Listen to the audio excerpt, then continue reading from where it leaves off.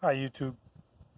When I first started vapor honing, I had to experiment with different media types to figure out what the finish was with the different grits. And I thought I'd put a video up of the 3 different media types that I'm currently using and what the differences are. What I'm going to use as a test piece is this EGR valve from a 1991 Mitsubishi Eclipse. As you can see, I've already cleaned it up before, and but I'm gonna go ahead and I'm gonna touch it up with a heavier grit. Let me load it up in the machine and we'll get started. Before we get started, I wanted to put this one slide up. This gives you a very good visual reference as to the physical size of the different medias and their grits. The one on the left, the most aggressive one, the 80 grit glass media, is large and it's just under the size of a grain of sand, but just by slightly. This media type, I wouldn't recommend using it in any type of a carburetor because most carburetors have very small openings for just a minute amount of air, and with the size of this particular glass media, it could embed itself in such a way that you wouldn't be able to get it out should it get jammed in one of these small openings. Whereas the 170 to 325 grit glass bid media is so fine, it's just slightly bigger than baking soda, but it's so small that it can pass through any of these little openings in a carburetor. All you would simply need to do is just blow it out prior to assembling it, and that's all that will be required. All right, let's get on with cleaning up the first part. All right, guys, this first media that I'm going to use is going to be the Harbor Freight glass bead media. I picked up a 50-pound box for about $39, $39.99, I believe is what it was. I'll put the links in the descriptions of everything that I talk about here. And this is the first one. It's the most abrasive media that I've used. So let me go ahead and kick things on and get started.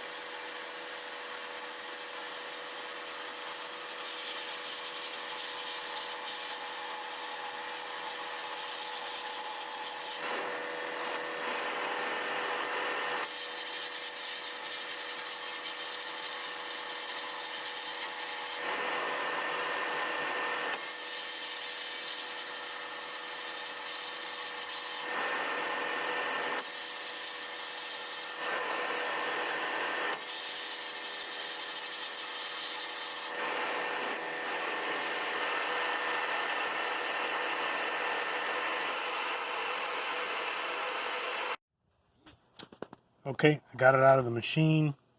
I washed it off and I blew it off with some compressed air. And this is the finish that you get with the Harbor Freight glass bead media 80 grit. You can see it's a very satin finish. There's no gloss to it at all. What I like about this particular media is it will remove contaminants super fast. You don't have to spend a lot of time. If you got like a little bit of surface rust, man, it just cuts right through it real quick. All right, I loaded up this next glass bead media. This one is 100 to 170 grit. I'm going to go ahead and kick on the vacuum and water pump, and we'll clean this one up.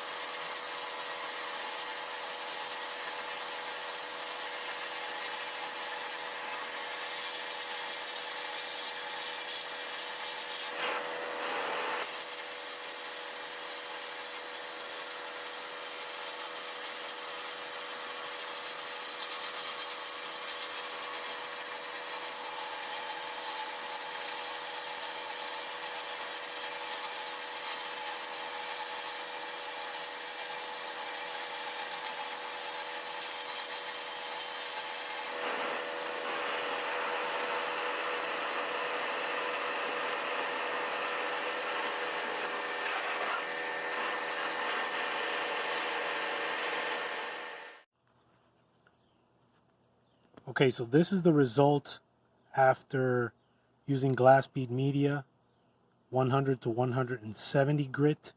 As you can see, you're starting to see a little shine on it, and you can pick up a lot more of the detail of the part.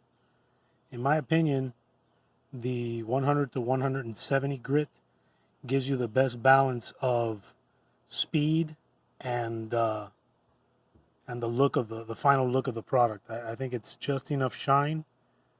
It looks really good, like an OEM part. And like I said, it's much faster than the finer grit. I'm gonna go ahead and load up the next grit so that you guys can see it. And the next one, while it moves a little slower, it does a fantastic job of shining and finishing the part. So if you're looking to touch up and make a part look as shiny as it can be, this next level of media will do the trick for you. A multi-step approach might be best. If you have a heavily oxidated part, you can probably hit it with the 100 grit and then finish with the finer grit. So let's load it up in the machine, and I'll be right back. All right, I got the last glass bead media loaded in the machine. This one is 170 to 325 grit. It's an extra fine glass bead that gives a very good shine and pop to the parts that you hone with it. Let me fire up the machine. We'll complete this part and wrap up this video.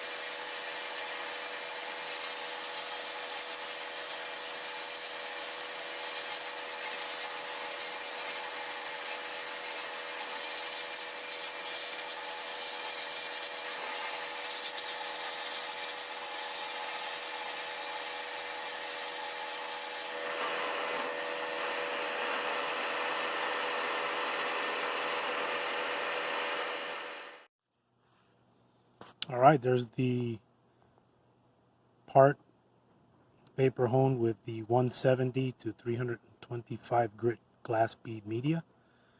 You can see it's got a real nice sheen to it. You can see all the details, all the machining marks. The great thing about the glass bead media is that it doesn't remove too much material. It's mostly the contaminants on the surface, but if you can see, it still has all the casting marks still on it. You see the part number there, very clear. Focus in there so you can see how good it looks, and it does an amazing job.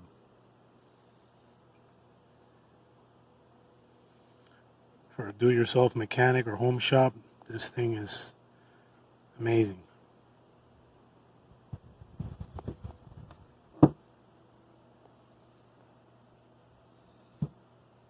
Anyway, guys, give me a thumbs up if you like the content. Make sure to subscribe for more DIY and vapor honing updates. And comment. Let me know what you guys want me to try to use the vapor honing system on to clean up. And any of you guys out there vapor honing, share any tips and tricks that you've learned from using this system. I'm still learning, but I got it, I think, working the way it's supposed to be working. And right now it's just gaining experience cleaning different types of parts. All right, guys, till next time, take care.